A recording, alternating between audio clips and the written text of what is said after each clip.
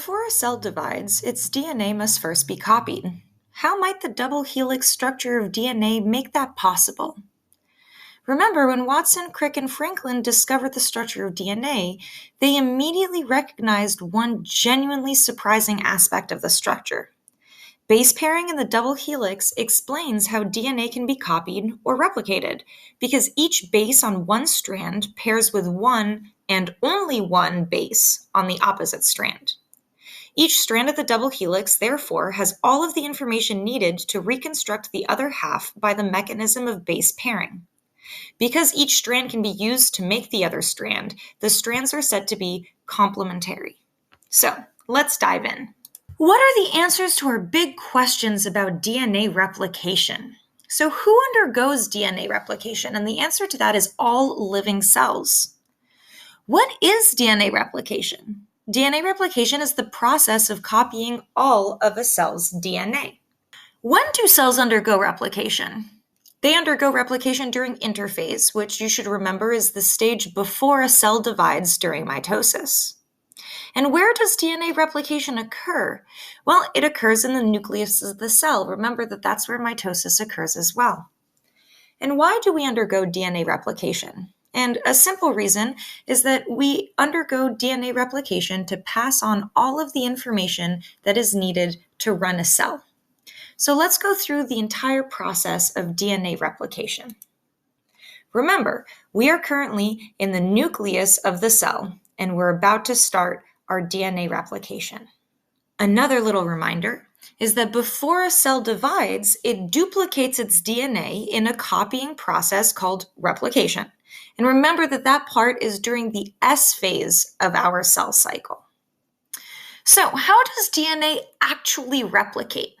The first step of DNA replication is when the two strands of each DNA molecule separate. So here's a visual representation of an enzyme called DNA helicase that unzips the DNA into two separate strands. Then, DNA polymerase adds new complementary nucleotides to each side, following the rules of base pairing. Remember that adenine pairs up with thymine and cytosine pairs up with guanine. Each strand of the double helix of DNA serves as a template or a model for the new strand. So we notice here that yellow pairs up with red.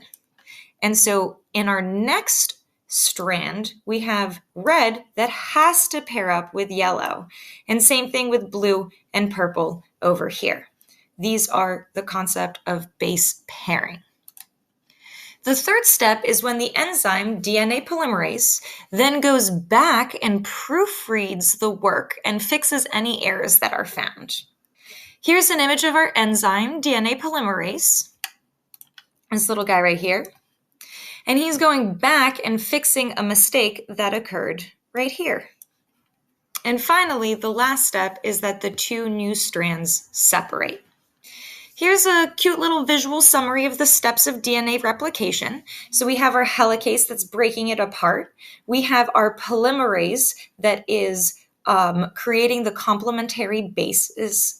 And then we have the polymerase that is also double checking and proofreading the work that it just did.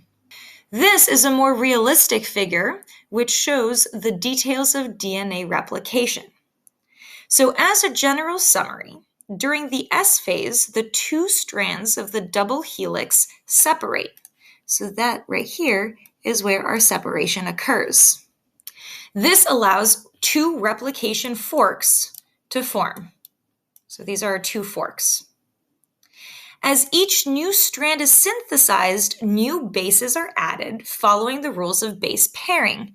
So here we notice that purple pairs up with red and red pairs up with purple. That would be our base pairing, where we've got our purple is our cytosine and our red is our guanine. Remember that cytosine and guanine go together and adenine and thymine go together. So, for example, a strand that has the base sequence of TAC GTT would produce a strand with the complementary base sequence of ATG CAA. The result that we get is two DNA molecules that are identical to each other and to the original molecule. So scientists say that DNA replication is semi-conservative, which means that each DNA molecule resulting from replication has one of the two original strands and one new strand. So looking at this diagram here, here's our original DNA. Here are two strands that are separated. And when our DNA has been fully replicated, we notice that each replicated DNA has one of the old strands in red and one of the new strands in blue. So that's what we mean by semi-conservative.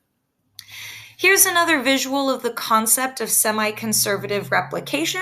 So you notice that the new strands are in greenish yellow and the original strands are in purple.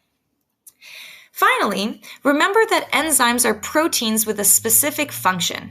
DNA replication is carried out during the S phase of the cell cycle by two specific enzymes, DNA helicase and DNA polymerase. These enzymes act as a catalyst, which means that they speed up reactions that happen in cells.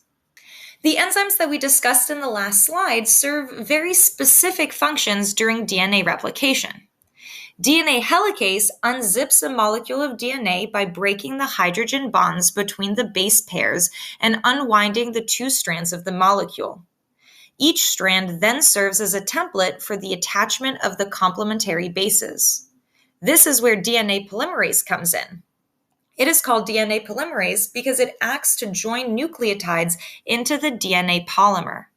DNA polymerase joins nucleotides to synthesize a new complementary strand of DNA.